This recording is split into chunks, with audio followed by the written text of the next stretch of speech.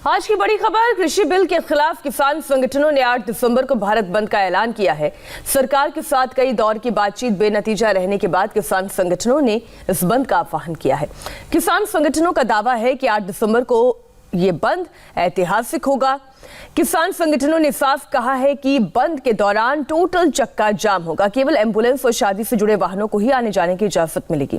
किसान संगठनों ने आम आदमी की जरूरत से जुड़ी दूध, सब्जी और फलों की सप्लाई रोकने का भी ऐलान किया है। दावा है कि ऑल इंडिया किसान संघर्ष कोऑर्डिनेशन कमेटी के बैनर तले बुलाए गए भारत बंद में देश भर के 400 से ज्यादा किसान संगठन में शामिल है। किसान संगठनों का कहना है कि 22 राज्यों के साथ भारत बंद को लेकर बातचीत हुई है। किसानों के भारत बंद को 11 विपक्षी दलों ने अपना समर्थन भी दे दिया है, जिसमें कांग्रेस समेत तमाम विपक्षी दल शामिल हैं। 8 दिसंबर को भारत बंद के बाद 9 दिसंबर को एक बार फिर से किसानों और सरकार के बीच बातचीत होनी है। दरअसल किसान इस बंद के बहाने सरकार के सामने शक्ति प्रदर्शन करना चाहते हैं, ताकि सरकार पर अपनी मांगों को मनाने का दबाव और बनाया जा सके। इस बीच सिंगू बॉर्डर पर किसान डटे हुए हैं, जिससे आम लोगों को भारी दिक्कतों का सामना करना पड़ रहा है। सवाल यह है कि आखिर दिल्ली कब तक बंधक बनी रहेगी।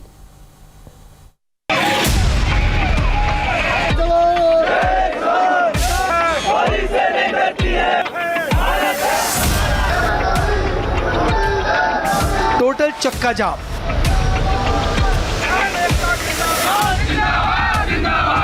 केवल एम्बुलेंस को इजाजत।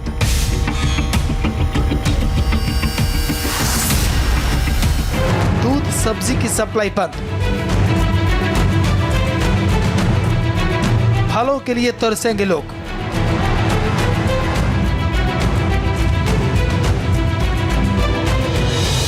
आठ दिसंबर को भारत बंद है और ये उस बंद का ट्रेलर है।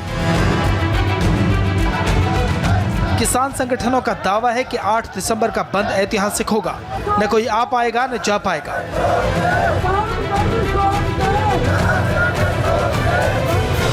कृषि कानून को वापस लेने की मांग को लेकर किसान संगठन सरकार से आर या पार के मूड में है। यही वजह है कि अपनी मांगों को मनवाने के लिए किसान संगठन अपनी ताकत सरकार को दिखाना चाहते हैं। लिहाजा भारत बंद का ऐलान किया गया है। दावा है कि ऑल इंडिया किसान संघर्ष कोऑर्डिनेशन कमेटी के बैनर तले बुलाए गए भारत बंद में देश भर के 400 से ज्यादा किसान संगठन शामिल हैं। किसान संगठनों का कहना है कि 22 राज्यों के साथ भारत बंद को लेकर बातचीत हुई है। इसमें पंजाब, हरियाणा, उत्तर प्रदेश, उत्तराखंड, राजस्थान, मध्य प्रदेश, बिहार, झारखंड और पश्चिम बंगाल जैसे राज्य शामिल हैं। 22 स्टेट है जिन्हों के साथ बातचीत हुआ है वोटर रूम में।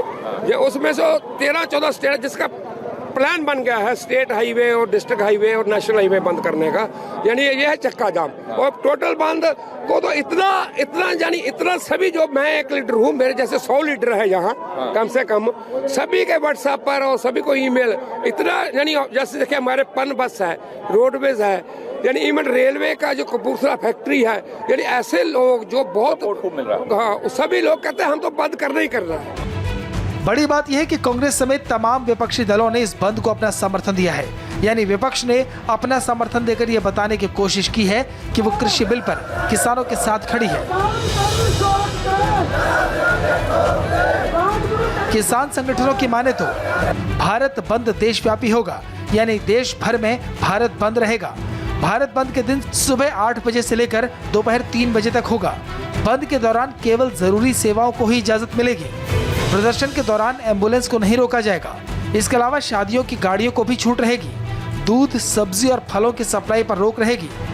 कुछ एरिया में जैसे इमरजेंसी, यानी एम्बुलेंस जा रहा है, कोई बहुत बीमार सीरियस है वो जा रहा है, ये है। और एक कुछ एरिया में ये यानी संस्कृति के अनुसार शादियां हैं और शादियों वालों को छोड़ दिया गया है। अच्छा, और जो चक्का जाम है वो पूरा 24 घंटे का रहेगा, कैसा रहेगा? नहीं, चक्का जाम 3 बजे हम खत्म कर देंगे, भारत बंद 7 घंटा रहेगा। अच्छा, 3 बजे तक। और बाकी जो रोजमर्रा की जरूरत है, दूध, सब्जी, फल, ये सबको हम अपील करते हैं, एक दिन तकलीफ चले, हमारा इतना सपोर्ट मिल रहा है, वो हमारी बात मान लेंगे। और हमारा कोई भी दूध पाई, हमारा ही दूध है, हम नहीं देना है उनको, वो लेकर आएंगे। और हमारा कुछ चारा, सब्जी कहीं शहर में, सारे भारत में नहीं जाएगा। 9 दिसंबर को एक बार फिर से सरकार और किसान संगठनों के बीच बातचीत होनी है, लेकिन इस बातचीत से पहले किसानों ने बंद का आह्वान कर सरकार के सामने शक्ति प्रदर्शन की कोशिश की है।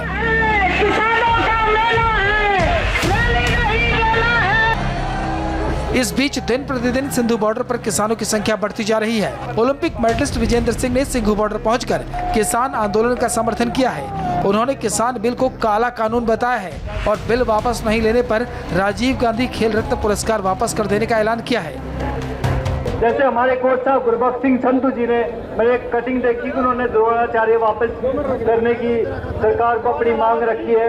तो भैया मैंने स्पोर्ट्स में सबसे बड़ा अवार्ड राजीव गांधी खेल अवार्ड जीता है। और भैया तो अगर सरकार ये कानून को वापस नहीं लेती तो मैं सरकार को अपना जो सबसे बड़ा स्पोर्ट्स का सम्मान है मैं वापस करने की गुजारिश करता हूँ। आपको बता दें कि बॉक्सर विजेंद्र सिंह ने 2019 में दक्षिणी दिल्ली लोकसभा सीट से कांग्रेस के टिकट पर चुनाव लड़ा था, लेकिन वो ये चुनाव हार गए थे। इस बीच सिंघू बॉर्डर पर किसान डटे हुए हैं और सरकार विरोधी लगातार प्रदर्शन कर रहे हैं।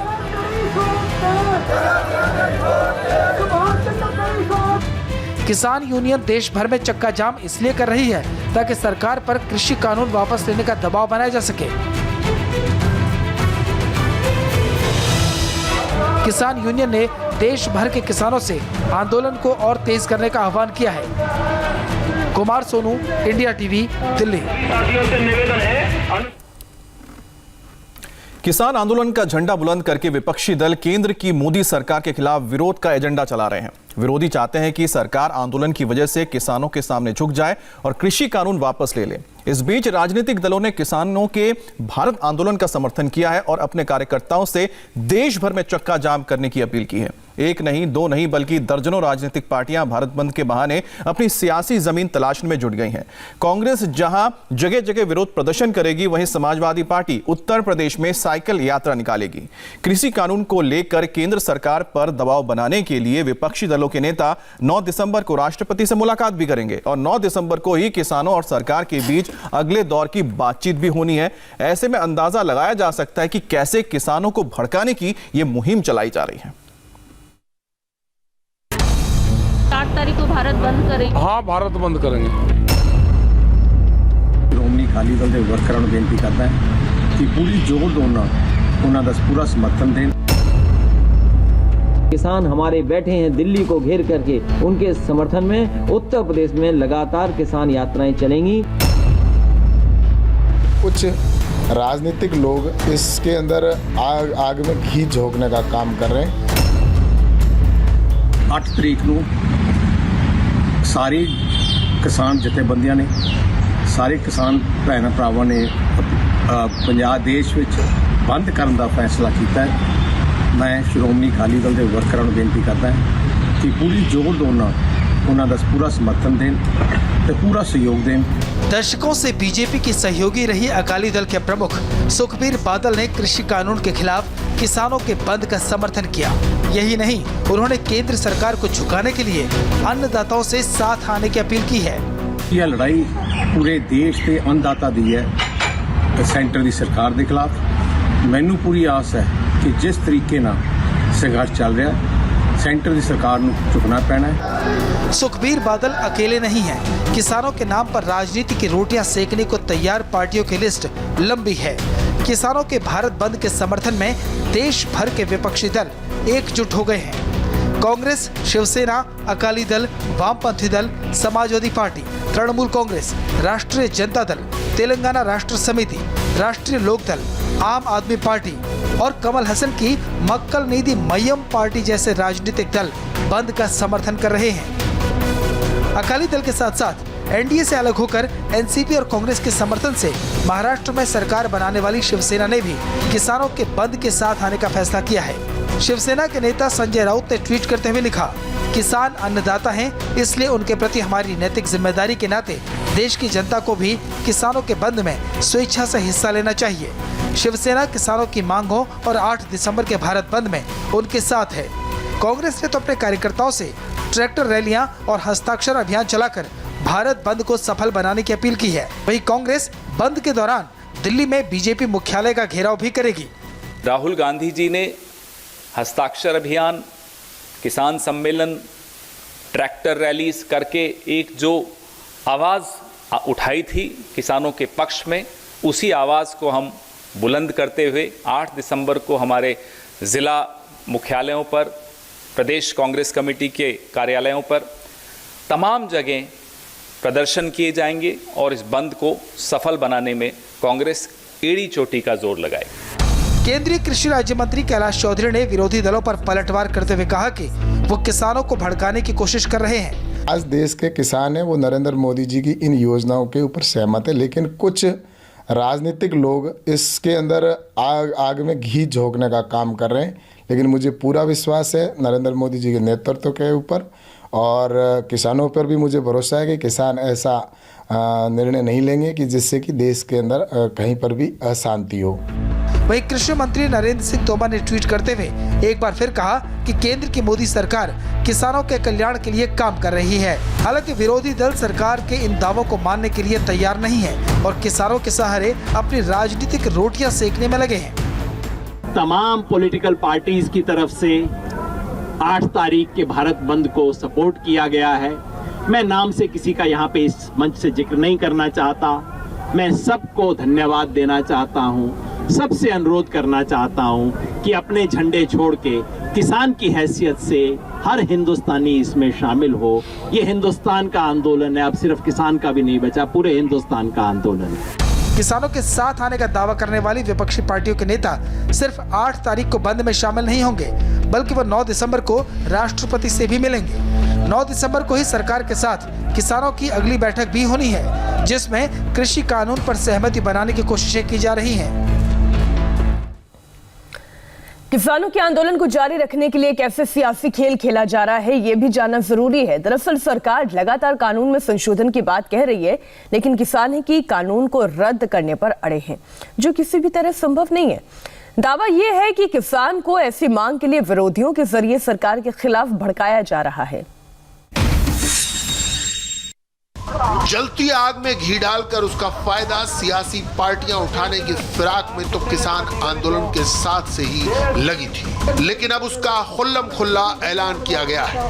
इन पार्टियों के अलावा एनसीपी अध्यक्ष शरद पवार ने सरकार को कहा है कि अगर जल्द से जल्द समाधान न हुआ तो देश भर के किसान पंजाब हरियाणा के किसानों के साथ आंदोलन में शामिल हो जाएंगे।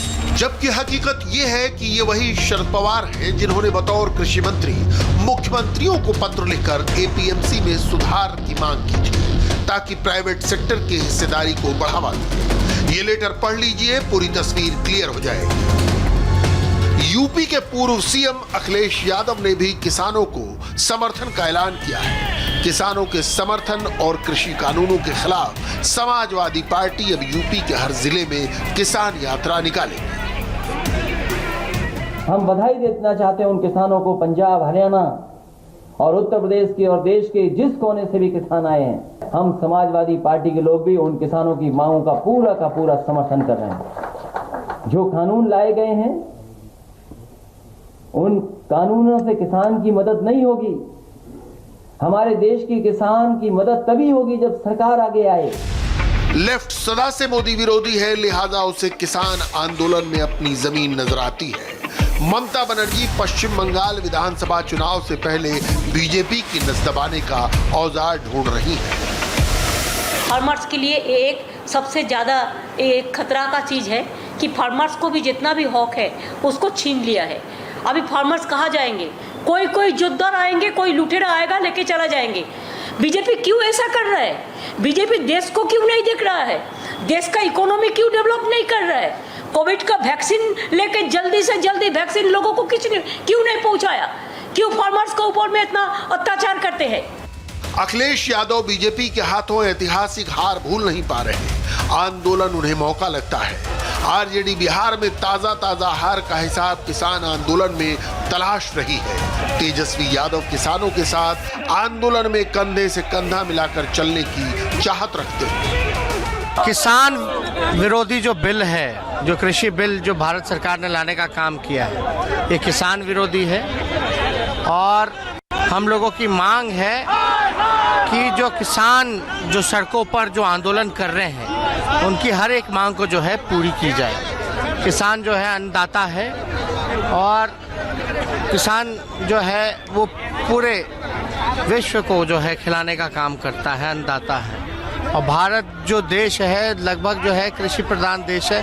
70 से 80% जो है वो कृषि पर हम लोग निर्भर करते हैं। ग्रेटर हैदराबाद चुनाव में बीजेपी का कमल खिलने से टीआरएस परेशान है। इन सबको किसान आंदोलन मोदी सरकार के खिलाफ ट्रम्प कार्ड दिख रहा है। किसान सियासी पार्टियों के लिए कहीं नुमाइशी नाराजगी का सबब न बन जाए, लिहाजा सरकार बार बार किसानों से सीधे संवाद में गलतफहमी की हर तस्वीर को साफ कर रही है।